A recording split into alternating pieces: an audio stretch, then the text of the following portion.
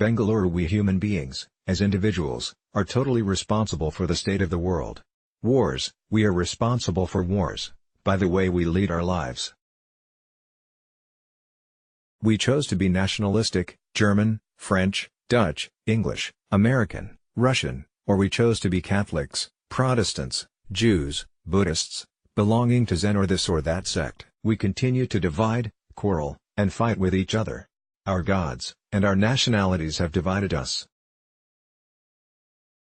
When one realizes, not intellectually but actually as you would recognize that you are hungry, that you and I as human beings are responsible for all this chaos, for all this misery, because we contribute to it, we are part of it. When one realizes that, not emotionally, not intellectually, not sentimentally, but actually, then the problem becomes tremendously serious. When that realization has become serious, you'll act. Not until then, not until you feel that you are completely responsible for this monstrous society, with its wars, with its divisions, with its ugliness, brutalities, greediness, and so on. Not until each one of us realizes that we will begin to act.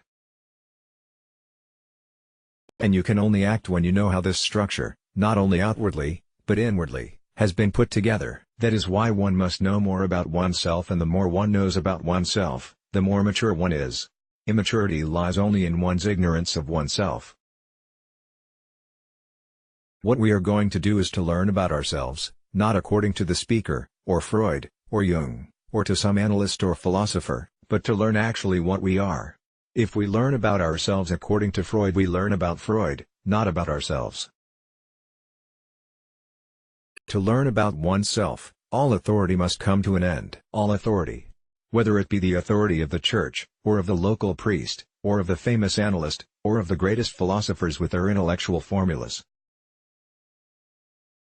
So the first thing that one has to realize when we become serious, demanding a total revolution within the structure of our own psyche, is that there is no authority of any kind. That is very difficult, for there is not only the outward authority, which one can easily reject, but there is an inward authority. The inward authority of one's own experience, of one's own accumulated knowledge, of ideas and ideals that guide one's life. To be free of that authority is immensely difficult. Authority, not only in great things, but in the authority of yesterday when you had an experience which taught you something. Do please understand this, the subtlety and the difficulty of it.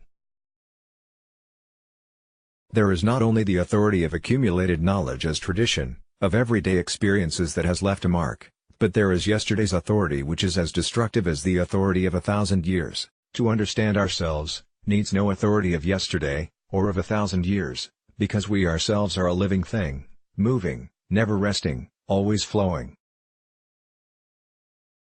When we look at ourselves with the authority of yesterday, what is important is the authority and not the movement of life which we are. So we don't understand the movement, the flow, the beauty and the quality of that movement.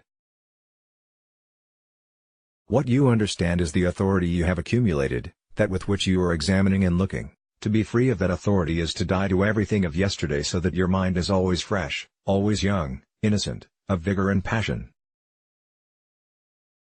It is only in that state that one observes and learns. Such freedom is no longer an instrument to be used by authority according to our pleasure and pain.